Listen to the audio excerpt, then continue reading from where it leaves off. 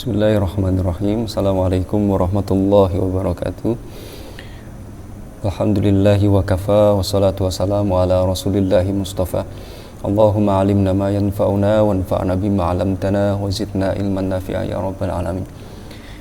Baik teman-teman sekalian, hari ini kita akan coba mengkaji satu surat di dalam Al-Quran, yaitu surat Al-Asr. Ini saya ambilkan dari kitabnya Ar-Razi, jadi tafsir Ar-Razi atau dikenal dengan Mafatihul Ghaib, atau juga nama lainnya tafsir Al-Kabir punyanya Ar-Razi. Tafsir ini cukup bagus untuk kita baca, menambah wawasan kita. Banyak sisi-sisi bahasa yang bisa kita ambil, faidah-faidah kebahasaan, juga faidah-faidah penafsiran dari beliau Imam Ar-Razi. Baik, nanti coba saya bacakan, kemudian nanti kita ambil poin-poin pentingnya saja untuk kemudian kita telah lebih lanjut. Surat Al-Asr, jadi surah Al-Asr ya. Surat ini Makkiyah ya, surat ini Makkiyah dan juga ayatnya ada 3. Ini kesepakatan para ulama, surat ini Makkiyah dan juga ayatnya ada 3. Jadi Makkiyah dan Madaniyah itu, kalau ditanya Makkiyah itu apa? Makkiyah itu ayat-ayat atau surat-surat yang turun di Mekah. Madaniyah itu yang turun di Madinah. Tidak salah pengertian seperti itu, hanya nanti akan melahirkan problem yang perlu diselesaikan. Jadi kalau kita bilang Makkiyah itu adalah surat atau ayat yang turun di Mekah, Madaniyah adalah surat atau ayat yang turun di Madinah, nanti ada surat-surat yang dia tidak turun dan di Mekah dan juga tidak di Madinah, maka kita kasih nama apa itu? Akan susah. Kemudian ada juga surat-surat yang dia turunnya di Madinah ketika Rasulullah berada misalkan di Mekah, atau sebaliknya turunnya di Mekah ketika Rasulullah sudah hijrah ke Madinah. Nah, ini penamaannya agak susah kalau kita menggunakan pengertian definisi secara wilayah ya. Jadi maka para ulama mengambil jalan tengah. Surat-surat Makkiyah atau ayat-ayat Makkiyah itu adalah ayat-ayat yang diturunkan sebelum Rasulullah hijrah, itu namanya Makkiyah. Madaniyah itu berarti surat atau ayat yang diturunkan setelah Rasulullah hijrah. Jadi standarnya itu bukan tempatnya di mana, tetapi waktunya kapan, sebelum hijrah atau setelah hijrah. Jadi itu kan enak. Jadi dimanapun ayat itu turun, di Mekah kah, di Madinah kah, atau di luar kedua tempat itu, selama ayat itu diturunkan sebelum Rasulullah hijrah, maka dia hukumnya Makkiyah. Sebaliknya, ayat atau surat yang turun dimanapun setelah Rasulullah hijrah, maka hukum ayat itu adalah Madaniyah, gitu ya. Jadi Al-Asr ini turunnya di Mekah sebelum Rasulullah hijrah. Ini kesepakatan para ulama.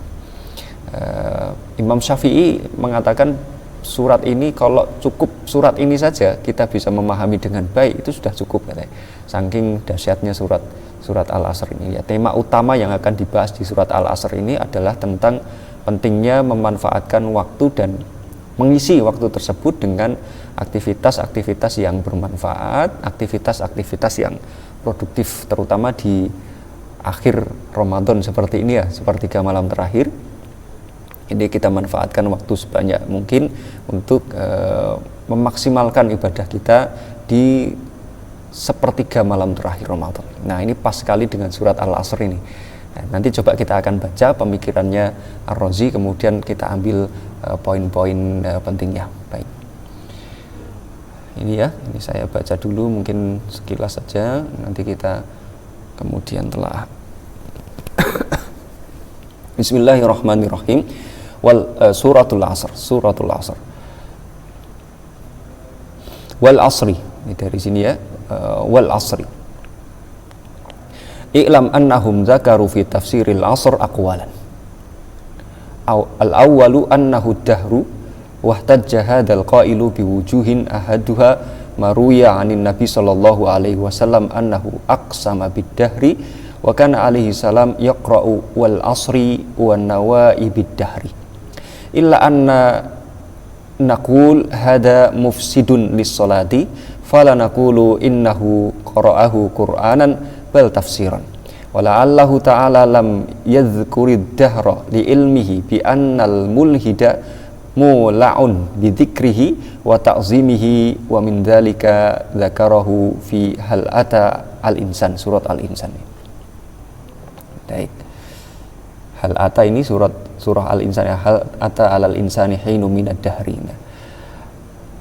Raddan ala fasadi qaulihim bit tab'i wad dahri. Wasaniha anna dahra mustamilun alal a'ajibi li'annahu yahsulu fihi syarra'u wad-dharra'u was-sihhatu was-suqmu wal-ghina wal-faqru bal fihi ma huwa a'jabu min kulli ajabin huwa annal aqlu la yaqwa ala ayyahkuma alaihi bil adami. Baik, ini mulai menarik ya. Coba nanti kita sampai 3 kemudian kita jelaskan.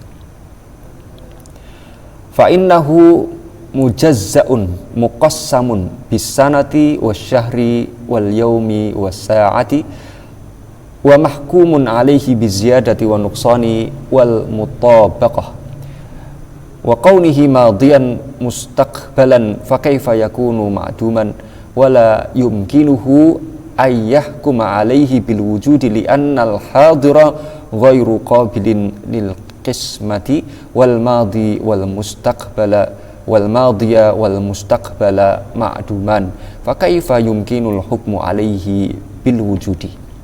Nah, ini pemikirannya Ar-Razi tentang al-waktu. Jadi Imam Ar-Razi menjelaskan di dalam tafsirnya ini bahwa tentang al-asr ini ada beberapa penafsiran para pakar. Yang pertama adalah an-nahu dahar, bahwa asr itu maknanya adalah waktu. Maknanya adalah waktu. Dalilnya apa? Kenapa kok penafsiran ini muncul? Karena ada riwayat dari Nabi Shallallahu Alaihi Wasallam bahwasanya Nabi Shallallahu Alaihi Wasallam itu ketika membaca surat ini membacanya bukan wal asri, tapi ada tambahannya wal asr wan nawaibid dahr. Ini wal asr wan nawaibid dahr, demi masa dan demi nawaibid dahr. Nawaib itu pergantian waktu ya, pergantian waktu. Jadi tetapi kemudian Imam Ar-Razi memberikan catatan illa annan naqul hada mufsidun li sholati. Tetapi catatan dari Imam Ar-Razi bahwasanya ini tidak boleh dibaca ketika sholat. Karena apa? Falanaqul innahu qara'ahu Qur'anan bal tafsiran. Maka kita tidak mengatakan bahwa bacaan nawaibid dahr wal asri wa nawaibid dahr itu adalah bacaan Al-Quran, tidak, tetapi itu adalah penafsiran dari Nabi. Kalau memang itu ada riwayatnya, maka nawaibid dahr itu dimasukkan ke dalam tafsir, bukan dimasukkan ke dalam qiraah. Sehingga bacaan ini wal asri wa nawaibid dahr itu, wa nawaibid dahrnya itu adalah tafsir dari wal asr tadi, gitu. Dipahami nggih? Jadi nawaibid dahr ini adalah tafsiran dari al-asr yang artinya waktu. Nah, ini penting kita pahami karena al-asr ini kalau secara bahasa dia juga bisa dimaknai sebagai perasan. Jadi kalau kita memeras buah kemudian keluar sarinya itu disebut dengan asir ya, jus perasan buah itu. Kemudian ampasnya kan kita buang, sarinya saja yang kita ambil. Nah, kenapa kok kemudian manusia dikatakan merugi di dalam surat Al-Asr ini? Karena asr itu bisa juga bermakna waktu asar. Jadi waktu asar, jadi ketika manusia sudah mengeluarkan daya upayanya dari pagi hingga kemudian di asar itu tinggal ampasnya saja, tinggal sisa-sisa dari sumber dayanya saja, dari kemampuan manusianya itu, sehingga dia tinggal ampasnya itu di waktu asar itu, maka dia rugi. Nah, manusia secara umum rugi, kecuali ya, nanti ada pengecualiannya gitu. Kemudian juga Imam Ar-Razi di sini menyinggung tentang orang yang tidak percaya Tuhan atau mulhid ya. Orang yang mulhid, orang yang ateis, dia menganggap ya Tuhan itu ya waktu itu gitu. Yang ada itu cuma pergeseran waktu gitu. Gerak yang kita lakukan itu ada di dalam ruang waktu semua, sehingga Tuhan itu ya waktu itu sendiri gitu. Nah, maka dari itu ayat ini penting kita pahami supaya kita bisa menjawab bahwasanya anggapan bahwa Tuhan itu waktu itu keliru. Dan justru Tuhan itu bersumpah dengan waktu ini, bukan Tuhan itu yang waktu itu, tidak, tetapi Tuhan bersumpah dengan waktu ini al-asr, masa atau waktu. Kemudian juga Imam Ar-Razi menyinggung satu gagasan penting di sini bahwasanya an-dahr mustamilun alal ajaib, bahwasanya waktu itu terdiri dari keajaiban-keajaiban yang nalar kita bahkan tidak mampu untuk kemudian lebih jauh membacanya. Aneh itu, aneh.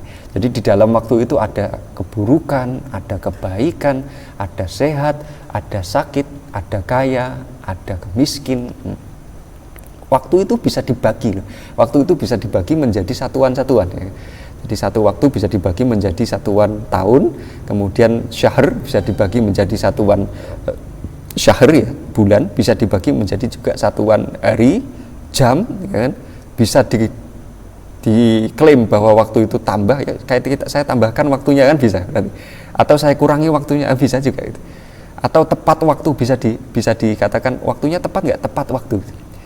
Bisa dihukumi dengan waktu yang telah lalu atau waktu yang akan datang. Tapi dia tidak kelihatan. Tapi waktu itu tidak kelihatan, cuman dia bisa dihukumi, bisa dibagi, bisa ditambah, dikatakan saya tambahkan waktunya, saya kurangi waktunya. Bisa di masa lalu, bisa di masa yang akan datang. Tetapi waktu itu tidak tampak, tidak ada. Nah, orang-orang mengatakan waktu itu tidak ada. Padahal ada, bisa dibagi, bisa macam-macam. Berarti kan ajaib nih. Jadi akal kita memandang bahwa seolah-olah waktu itu makdum, waktu itu tidak tampak, tidak ada. Padahal waktu itu ada. Dan nyatanya kita bisa membagi waktu, nyatanya kita bisa mengurangi, bisa kemudian menambah. Ini kan secara rasional menarik sekali untuk dikaji. Waktu itu tidak kelihatan, tapi kok bisa dibagi, bisa dipecah di masa lalu maupun masa yang akan datang gitu. Bahkan bisa dikurangi, ditambah atau dikasih sifat dengan sifat yang sesuai, tepat waktu, sesuai dengan waktu. Nah, maka gimana itu bisa akal kita bisa menghukumi kalau waktu itu tidak ada, itu kan sulit itu. Padahal tidak kelihatan ada, tetapi akal kita berujung kepada kesimpulan bahwa waktu itu ada. Walaupun dibagi-bagi kayak gimana nggak kelihatan, tetapi waktu itu nyatanya ada. Nah, ini kemudian menjadi tantangan kita ya, untuk kemudian berpikir tentang keajaiban di dalam waktu itu. Baik, kita lanjutkan membaca dulu sampai mana tadi. Wasali suha, ya ini ya. Wasali suha anna baqiyata umuril mar'i la qimata lahu. Yang ketiga tentang waktu ini, bahwasanya sisa dari umur manusia itu tidak berharga. Falau dhi'at alfasanah summa thabata fi lamhatil akhir min umurhi baqit fi jannah abadal abad fa'alimta hina idzin anna asyrafal asya'i hayatuka fi tilkal lamhah. Jadi kita itu, hidup kita kayak enggak bernilai sama sekali kalau kita tidak bisa mengakhiri hidup kita itu dengan husnul khotimah, dengan kebaikan.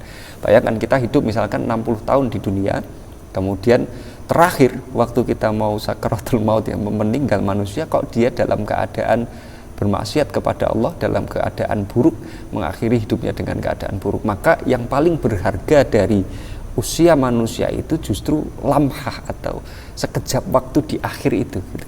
Seolah-olah sisanya itu tidak berharga, seolah-olah gitu. Nah ini maka manusia benar-benar rugi nih kalau sisa umurnya 60 tahun, selama 60 tahun itu dihabiskan untuk kesia-siaan, dia pakai untuk mengejar sesuatu yang tidak bisa dibawa mati-matian mencari sesuatu, mengejar sesuatu yang tidak bisa dibawa mati, maka dia di dalam kerugian ini. Yang nyatanya di akhir hidupnya itu yang dihitung gitu kan, bukan di awal hidupnya. Nah, maka dari itu waktu ini sangat sensitif, sangat berbahaya jika kita tidak bisa menggunakannya dengan baik. Faka'anna dahra zamana min jumlati usulin ni'am. Falidzalika aqsama bihi wa nabbaha ala anna al-laila wan nahara fursatun yudayyi'uha al-mukallaf. Jadi waktu itu adalah sesuatu yang bagian dari kenikmatan itu sendiri. Ya, bagian dari kenikmatan. Tapi Allah mensifati rugi di sini karena kebanyakan dari mukallaf itu menyia-nyiakan waktunya, terlalu menyia-nyiakan waktunya. Kita di akhir Ramadan kayak gini, keadaan kita kan sering lalai ya, kita di awal juga nggak kenceng larinya, di tengah juga sedang-sedang aja, di akhir malah kendor. Nah, berarti kan kita merugi sekali di dalam pemanfaatan waktu itu.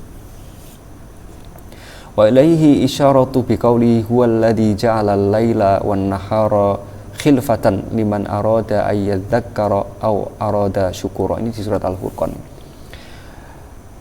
Isyarat dari Allah. Wa rabi'uha, yang keempat. Wa huwa anna qaulahu ta'ala fi suratil an'am kul liman ma fis samawati wal ard kulillah isyaratun ilal makani wal makaniyat. Summa qala lahu ma sakana fil laili wan nahari wa huwa isyaratun ila zaman waz zamaniyat. Jadi ketika kita membaca surat ini ya di Al-An'am ini, kul liman ma fis samawati wal ard kulillah, ini ada dua isyarat. Yang pertama isyarat tentang tempat, yang kedua isyarat tentang waktu atau zaman. Misalkan ini walahu ma sakana fil laili wan nahar, dan bagi Allah itu malam dan siang. Jadi Allah itu yang mendiami malam, mendiami siang, atau Allah yang mengendalikan malam, mengendalikan siang. Berarti kan ada isyarah zamaniyah, ada isyarat waktu di sana. Oke, kita lanjut dulu, nanti enggak cukup waktunya. Waqad bayyana huna anna zaman a'lam wa asyrafu minal makan. Bahwasanya waktu itu lebih mulia dibandingkan dengan tempat. Waktu itu lebih mulia dibandingkan dengan tempat. Buktinya apa? Adalah Lailatul Qadar. Dimanapun masjid kita sholat, nilainya 1000 bulan. Yang penting itu kan waktunya bisa dimanfaatkan, bukan di mana tempatnya. Meskipun memang ada beberapa tempat yang Allah lebihkan dari tempat yang lain, misalkan Masjid Nabawi, Masjidil Haram, Masjid Al-Aqsa, secara tempat dilebihkan. Tetapi yang paling esensial justru adalah waktunya, bukan tempatnya. Mana tadi? Falamma kana kadzalika kana al-qasmu bil asri qasaman li asrafi sinfain min mulkillah wa malakutihi. Nah, jadi sumpah dengan asr itu adalah sumpah dengan dua komponen. Yang pertama tentang mulkilah itu ya kerajaannya Allah, tentang tempat kerajaannya Allah. Wa malakutihi, dan malakutnya, dan makhluk-makhluknya atau tempat-tempatnya. Wa khamisuha annahum kanu yudhifunal khusran ila nawaibid dahr. Faka'annahu ta'ala aqsama ala anna dahra wal asra nikmatun hasilatun la aiba fiha innamal khasiru al mu'ibu wal insanu.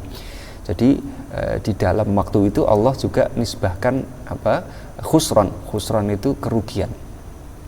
Tetapi Allah menekankan bahwasanya yang rugi itu bukan waktunya loh, gitu. Jadi tidak ada namanya waktu sial, tidak ada namanya waktu buruk, tidak ada waktu keberuntungan ya, yang ada adalah manusia yang tidak bisa memanfaatkan waktu itu. Yang rugi kan manusia, bukan waktu. Wal asr innal insana lafi khusr tadi kan.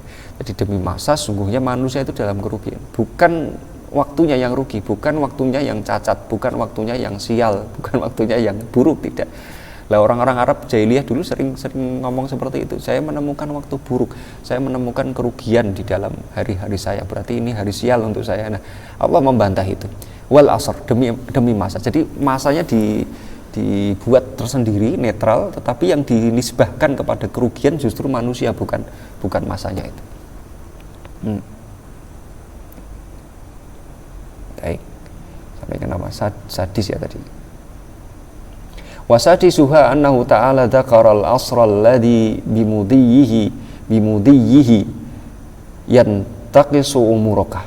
Jadi Allah juga menyebutkan bahwasanya dengan masa itu umur kita berkurang. Fa idza lam yakun fi muqabalatihi kasbun sara dzalika nuqsan anil khusran.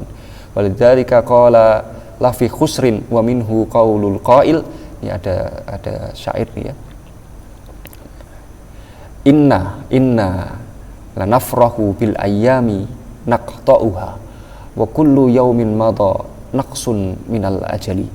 Jadi intinya adalah Allah Subhanahu wa taala menjelaskan kepada kita usia kita itu terus berkurang, terus susut, terus habis.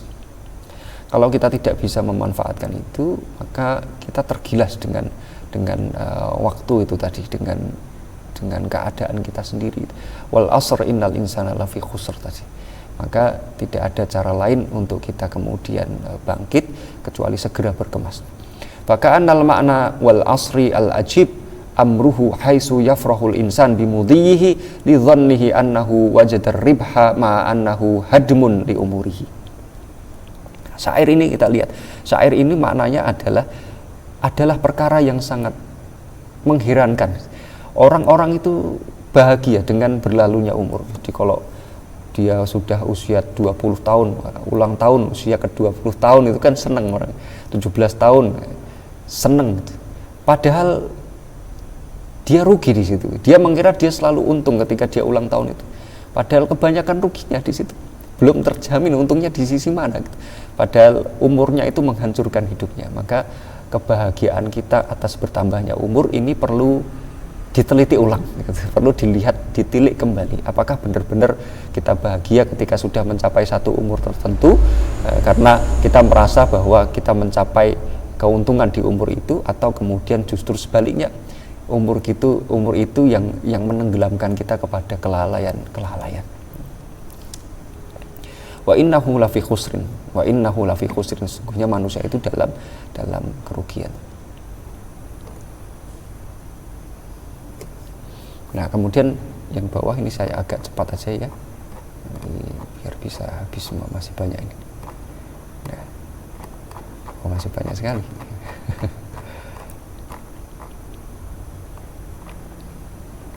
Oke, saya ringkas saja, tidak apa-apa. Itu makna yang pertama tentang waktu. Kemudian yang kedua, waktu itu dimaknai oleh beberapa pakar di dalam tafsir Ar-Razi ini sebagai waktu di antara dua waktu gitu. Jadi antara malam dan siang gitu. Jadi waktu berlalunya kerja-kerja manusia itu. Ada yang memaknai seperti itu. Ada juga nanti para pakar yang memaknai waktu itu ya waktu di zaman Rasulullah itu masih hidup gitu kan. Waktu di zaman Rasulullah masih hidup. Tetapi yang jelas inti dari waktu itu mayoritas ulama memaknai waktu di sini maknanya adalah waktu secara umum. Jadi manusia rugi di dalam perjalanan waktunya secara umum. Bukan hanya waktu ketika siang hari, bukan hanya waktu ketika Rasulullah masih hidup ya, tidak seperti itu, tetapi juga waktu ketika secara umum manusia menjalani waktu secara umum itu. Baik, saya teringat pesannya Sayyidina Ali radhiyallahu anhu ketika beliau berpesan bahwa rizki dari seseorang itu, rizki yang tidak diperoleh hari ini itu masih dapat kita harapkan untuk kita peroleh di masa yang akan datang. Besok, sekarang nggak dapat tapi besok bisa dapat itu. Sekarang nggak dapat tapi besok bisa dapat. Tetapi waktu yang berlalu sekarang, besok mesti tidak dapatnya. Jadi kalau rezeki sekarang kita nggak dapat, besok kita bisa usahakan. Tapi kalau waktu sekarang berlalu, maka besok belum tentu kita bisa. Bahkan kalau waktu, saya ulangi, kalau waktu tidak mungkin kita dapati besok hari. Kalau rezeki sekarang kita tidak dapat, besok kita bisa usahakan. Tapi kalau waktu, kata Sayyidina Ali, sekarang kita lewatkan, besok mustahil kita dapatkan kembali. Ini pesannya Sayyidina Ali. Kemudian juga di sini ada tentang insan. Innal insana lafi khusr. Insan itu terambil dari kata banyak ya, ada dinamis, bergerak, atau juga bisa dimaknai lupa, bahagia bisa. Nah, makna-makna ini kemudian menggambarkan sebagian dari sifat serta ciri khas manusia. Manusia itu kan bergerak, ya kan? Bergerak, kemudian dia juga dinamis, ya, berubah. Dia juga punya sifat lupa, ya kan? Seyogyanya melupakan kesalahan orang lain atau kesalahan masa lalu gitu. Nah, al-insan ini mengambil bentuk ma'rifat. Ada alnya ini di sini ya. Al-insan ini kalau dalam bahasa Arab namanya ma'rifat. Itu menunjukkan kepada jenis manusia tanpa kecuali. Jadi tidak dibatasi oleh satu jenis manusia saja, tetapi semua manusia tanpa kecuali. Baik dia mukmin, baik dia kafir.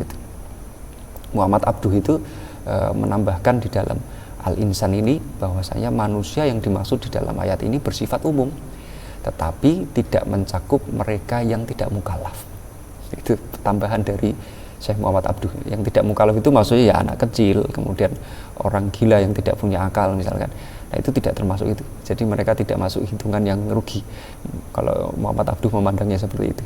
Tetapi mufasir yang lain memandangnya ya semua manusia tanpa terkecuali. Lafi khusr. Khusr itu artinya rugi, atau di dalam kamus kita bisa melihat sesat ya, kadang-kadang diartikan sesat, celaka, lemah, itu bisa juga tipuan, itu juga bisa mengarah kepada makna ini. Nah, kata ini juga makrifat nih. Kalau ini tadi kan makrifat ya, al-insan. Kalau lafi khusr, kalau ini nakiroh, kebalikannya dari ini. Artinya indefinite. Ya, kalau di sini definite, kalau di sini indefinite. Menggunakan tanwin ya, khusrin itu bentuk indefinite sama tanwin. Kalau dia tidak ada alnya di depan kemudian terakhirnya ada tanwin ya, itu kan memberikan arti, memberikan kesan keragaman dan kebesaran, yakni besarnya kerugian yang diderita oleh manusia. Apalagi di depannya dikasih lafi ini bisa dimaknai sebagai takkid atau penekanan yang sangat kuat bahwa manusia itu sungguh-sungguh dalam keadaan rugi gitu. Kalau tidak menggunakan waktu di dalam hal-hal yang positif. Ayat ketiga. Illal ladzina amanu wa amilus solihati wa tawassaw bil haqqi wa tawassaw bis sabr. Kecuali orang-orang yang beramal soleh, alladzina amanu yang beriman wa amilus solihat dan beramal soleh. Kita bisa melihat di sini ada wawu ini maknanya adalah dan. Artinya dia tidak pilihan, semua orang itu rugi kecuali satu, orang-orang yang beriman atau orang yang beramal soleh atau orang yang menasehati di dalam kebaikan dan kebenaran misalkan. Itu kan tidak pakai atau tetapi pakai dan. Berarti ketiga-tiganya harus ada. Jadi orang itu akan rugi kecuali dia melakukan tiga hal. Pertama, beriman. Yang kedua, beramal soleh. Yang ketiga, saling menasehati, saling berwasiat tentang kebenaran dan berwasiat juga tentang kesabaran. Kalau tiga komponen ini tidak ada, kita cuma mendapatkan satu, cuma iman saja, tapi nggak ada amal solehnya, nggak ada amal produktifnya, nggak ada kemudian saling menasehati, kita tetap rugi. Apalagi imannya tidak ada, amal solehnya tidak ada, menasehati dalam kebaikan juga tidak ada, maka tambah rugi lagi. Maka dari ayat ini kita belajar semuanya rugi teman-teman sekalian, kecuali tiga, orang yang beriman dan beramal soleh. Amal soleh ini nanti maknanya banyak ya, dia bisa amal produktif, bisa juga amal yang baik ya, memperbaiki. Solihat itu nanti di dalam beberapa penafsiran maknanya adalah amal yang tidak merusak. Nah, jadi kalau kita kerja di pemerintahan misalkan ya, tugas kita adalah membuat regulasi, membuat undang-undang yang sifatnya tidak merusak, misalkan merusak lingkungan, tidak melakukan deforestasi untuk keuntungan sesaat, tidak menggunakan bahan bakar yang merusak lingkungan, tidak menggunakan bahan bakar yang bersifat tidak sustainable misalkan, yang merusak, yang bisa dipakai sekarang tetapi besok sudah lingkungan jadi tercemar, itu meningkatkan panas bumi, kemudian juga jadi global warmingnya semakin meningkat. Itu kan berarti kan tidak soleh amalnya. Itu punya pabrik batik tapi kemudian tinta pabriknya dibuang ke sungai, ini amal yang tidak soleh, yang fasad, yang merusak. Jadi orang itu rugi kecuali punya tiga komponen ini. Satu, iman. Yang kedua, amal soleh, amal yang produktif, tidak merusak, baik merusak secara kemanusiaan, kualitas kemanusiaan, cara berpikir kemanusiaan, lingkungan itu juga, dan juga dia tidak melakukan kontrol berupa nasihat kepada saudaranya, berupa masukan yang baik kepada saudaranya seiman dan seagama gitu. Bahkan nasihat ini juga tidak hanya diberikan kepada orang yang seiman, kita berhak juga menasehati orang-orang yang melakukan amal yang tidak soleh, walaupun orang itu tidak seagama dengan kita, tidak seiman dengan kita, termasuk kewajiban kita. Maka misi kita di Ramadan berangkat dari surat Al-Asr ini adalah satu, menguatkan iman kita kepada Allah, yang kedua adalah beramal soleh, beramal yang baik, beramal yang produktif, yang ketiga adalah saling menasihati di dalam kebenaran dan juga di dalam kesabaran. Semoga bermanfaat. Aqulu qouli hadza astaghfirullah li wa lakum innahu huwal ghafurur rahim. Assalamualaikum warahmatullahi wabarakatuh.